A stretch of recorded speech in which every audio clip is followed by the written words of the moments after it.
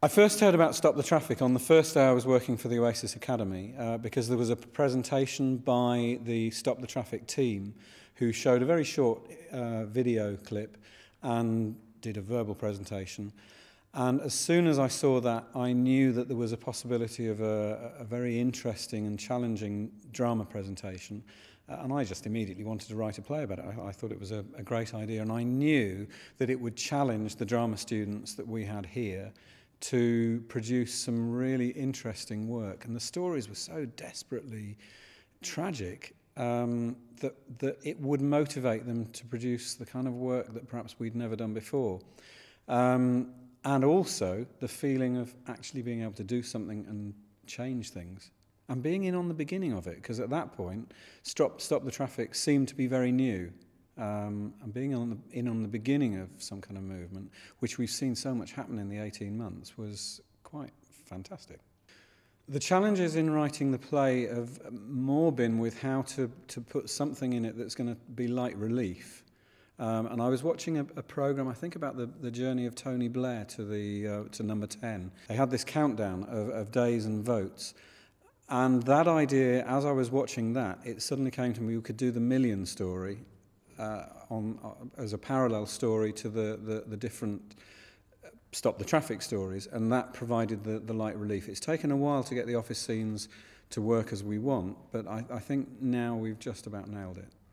I'm not sure that the script as a written script is a different Wheeler play, as you call it.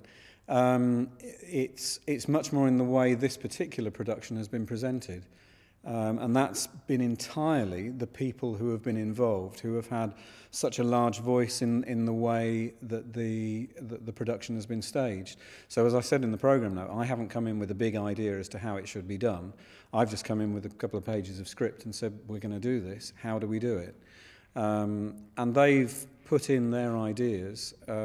We had two guys who can do break dancing, body popping, whatever you call it, these street moves, and their influence in the work is prevalent throughout, and we just felt that was a really good way of showing the threat and the nastiness of these people.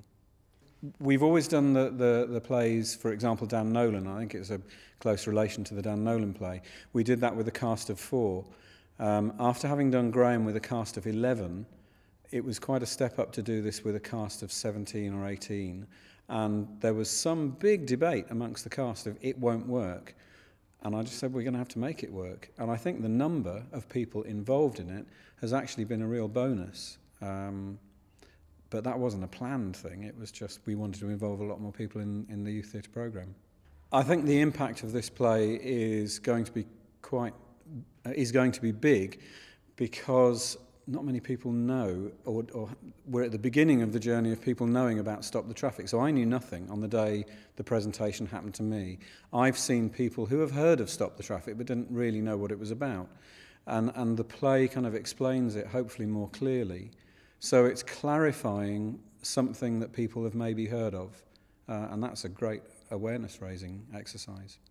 Buying fair trade chocolate, it's affected choices in consuming. Just to be aware of the kind of responsibilities we have to other people through simple decisions that we make as consumers. And in terms of drama, it's had a big impact on seeing how we can stage and move people around this set. You know, a large group of people have moved around, and transitions in the scenes have been fantastically achieved, I think, by the cast. It would be lovely to imagine that initially our youth theatre could perform it in lots of different venues and you know, venues where we haven't got our friends coming and our parents and other people are seeing it. It would be nice also to imagine that at some point it could get into schools, and other schools would see performances either through the DVD or through a professional tour. I've been talking to a professional director of Stopwatch Theatre Company, and there's all sorts of discussions. I'd written this for a cast of 6, 4, 5 or 6. So it wasn't written for a cast of 18. One of my year 10 lads who's in this, Callum, is planning to do this for his GCSE next year with a cast of 6. it's going to be very interesting to see how that adaptation works. So I'm fascinated to see that next bit of the journey with it. And as the script's been written without necessarily names being allocated to lines, it should be very flexible in terms of cast number, which many plays aren't.